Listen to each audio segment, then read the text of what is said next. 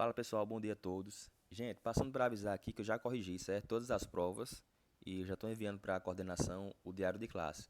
Eu só não posso informar para vocês agora as notas, mas vou fazer aqui essa correção para ter a noção de quantas questões acertaram, quantas erraram, beleza? Mas no geral, foi todo mundo de bom para muito bom, certo? Tiveram alguns deslizes, claro, né? Mas no geral foi isso. Vamos lá. Aqui é nosso cartão de resposta, certo? E vamos para a pergunta número 1. Na Grécia Antiga, o filósofo Aristóteles tinha uma visão diferente dos dias atuais, né? Se tratando da localização da nossa mente. E onde ele acreditava estar localizada? Respondi aqui, ó, no coração, certo? Quem respondeu diferente disso aqui, infelizmente errou. Estava lá no slide, estava lá no material estudado, né? Vamos lá para número 2. Sabemos que a partir do século XIX surgiram outras descobertas sobre o estudo da mente. De acordo com o material estudado, no ano de 1895 e 1792, quais foram as descobertas mais importantes para a neurociência? Ó, gente, teve pessoas que se confundiram o século XIX com aquele período neolítico, com a Idade Média. Então, aqui está, até as datas correspondentes ao que eu expliquei naquela videoaula, que foi o raio-x e a tomografia computadorizada. Beleza? Essa aqui quase todo mundo acertou, mas teve gente que deslizou. Vamos lá. Número 3. Defina com suas palavras um conceito de neurociência. Eu coloquei o seguinte: neurociência é a área que se ocupa em estudar o sistema nervoso, visando desvendar seu funcionamento, estrutura, desenvolvimento e eventuais alterações. Essa aqui, como era uma questão mais subjetiva, né, eu considerei as respostas mais completas. Um ou outro esqueceu de alguma coisinha, mas eu acabei considerando certo, beleza? Vamos lá. 4. Uma pessoa com transtorno do déficit de atenção com hiperatividade, né, que é o TDAH, tem alterações em qual região do cérebro? Região frontal do cérebro, né, como eu expliquei lá. Questão 5. Gente, essa questão 5 aqui, ó, foi basicamente uma pegadinha que eu quis colocar para elevar um pouquinho o nível de dificuldade da prova. Mas tinha lá no slide, né? Inclusive eu coloquei em caixa alta, destacando para não esquecerem. Eu coloquei o seguinte, ó, gente, é importante lembrar que uma pessoa com TDAH não apresenta falhas na inteligência. A inteligência é normal, beleza? Das pessoas típicas. A maioria errou essa questão aqui, ó. Colocaram lá concentração, hiperatividade, né? Outras coisas que não tinha nada a ver. Mas lembrando que eu deixei lá bem explicado na videoaula e até grifei lá, certo? Então a resposta seria nenhuma. A criança com TDAH tem a inteligência normal, né, de uma criança, de uma pessoa típica. Beleza? Eu acho que, se eu não me engano, umas 5 pessoas, no máximo 6, 7, que acertou essa daqui. O resto todo errou. Mas é assim mesmo. Prova tem que ter pegadinha mesmo, né? Questão número 6. O TDAH pode ser dividido em quantos tipos? Discorra sobre cada um deles. Então, gente, como tinha lá no material, em 3 tipos, né? O hiperativo impulsivo, o desatento e o combinado.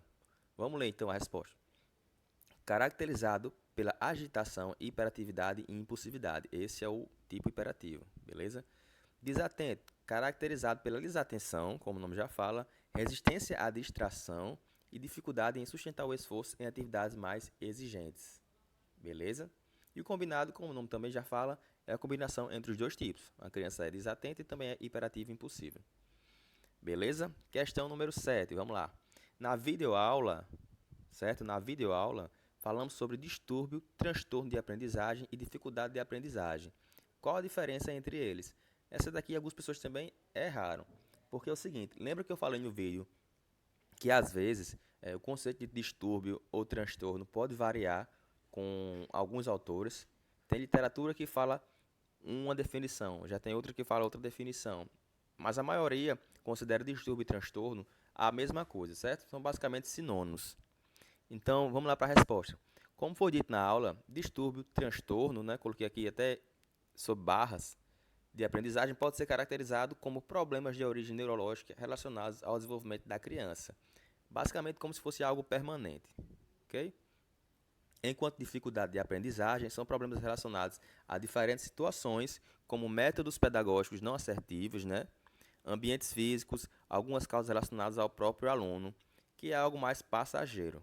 Lembra aquele exemplo que eu falei até assim, se você tem uma família que não estimula o seu aprendizado, se você vai para uma escola que o rendimento é baixo, Você pode ter dificuldade em fazer prova de matemática, né? Dei esse exemplo aqui. Mas essa dificuldade não insiste em dizer que você tem um transtorno.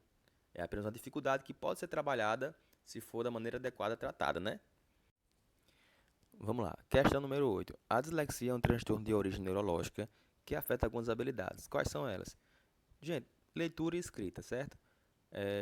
Colocaram também déficit fonológico, eu considerei, porque realmente também está certo. Devido a esse déficit fonológico, que a pessoa com dislexia apresenta essas duas falhas aqui, certo? Eu considerei. Questão número 9. Na psicologia antiga, existiam duas correntes dominantes quando se tratava de inteligência. Quais são elas e o que elas pregavam? Vamos lá. A primeira é o gestaltismo, né? Que ele pregava o conhecimento inato, que defendia que o cérebro contém estruturas inatas determinantes do modo que o sujeito organiza e entende o mundo. E a outra foi o behaviorismo, ou comportamentalismo. É a teoria que considera o sujeito como condicionado pelo meio, ou seja, os conhecimentos são adquiridos de acordo com o estímulo do ambiente. Beleza? Essa aqui eu acho que todo mundo acertou. Vamos lá. Pergunta número 10. Na teoria das inteligências múltiplas, o psicólogo Howard Gardner identificou 7 tipos de inteligência. Quais são elas? Bom, essa pergunta aqui, se eu não me engano, Rita de Cássia me perguntou no grupo, né? É porque é o seguinte, quando o Gardner publicou esse material aqui, ele tinha identificado apenas 7. Depois de algum tempo, né, que surgiram mais 8, 9 e por aí vai. Então, quem colocou 7, 8, 9 ou até mais inteligências, eu considerei. Beleza? Pergunta número 11, vamos lá. Daiane Garcia dos Santos é uma ex-ginasta brasileira que competiu em provas de ginástica artística, certo? Ela ganhou medalha de ouro em Copa do Mundo, mas vamos para a pergunta. De acordo com a teoria de Gardner, né, das inteligências múltiplas, qual inteligência Daiane dos Santos possui? Então, quem colocou sinestésica corporal acertou, certo? Lembra que eu falei de Neymar, dei aquele exemplo? Então, aqui é a resposta certa. Número 12. Nelson Mandela foi o líder mais importante da África Negra, né? Ele venceu o Prêmio Nobel da Paz, lutou pela democracia, direitos humanos e é um exemplo de paz e empatia. Aqui é a parte chave da resposta, ó. Lembra que eu falei de quem tem uma inteligência interpessoal são aquelas pessoas que têm a capacidade de se colocar melhor no lugar do outro, né? De ser mais empático. Teve gente que confundiu aí com intrapessoal. Mas você lembra que eu falei que intrapessoal são aquelas pessoas que têm a capacidade melhor de conhecer a si próprio, né? De ter aquele autoconhecimento. Eu dei até o exemplo de Nietzsche naquele slide, tá certo? Então, olha essa diferença aí, ó. Interpessoal, basicamente, são pessoas que se colocam no lugar do outro. E intrapessoal são pessoas que se compreendem melhor. Beleza? E a última pergunta, número 13, né? Fala de Ariano Suassuna. Essa daqui muita gente se confundiu também, porque olha só, a pergunta. Foi um dramaturgo, romancista, ensaísta, poeta e professor brasileiro. Então, lembra que no material eu coloquei Shakespeare como exemplo de inteligência linguística? Mesma coisa é aqui, o Ariano Suassuna. Muita gente colocou interpessoal. Mas olha só, pode ser também que ele seja uma pessoa interpessoal, né, com essa inteligência. Mas de acordo com o que está aqui feito na pergunta, remete à inteligência linguística. Então, gente, quem colocou, por exemplo, inteligência linguística e intrapessoal ou linguística interpessoal, eu até considerei certo. Mas quem colocou qualquer outra inteligência aqui e não colocou linguística, infelizmente considerei errado.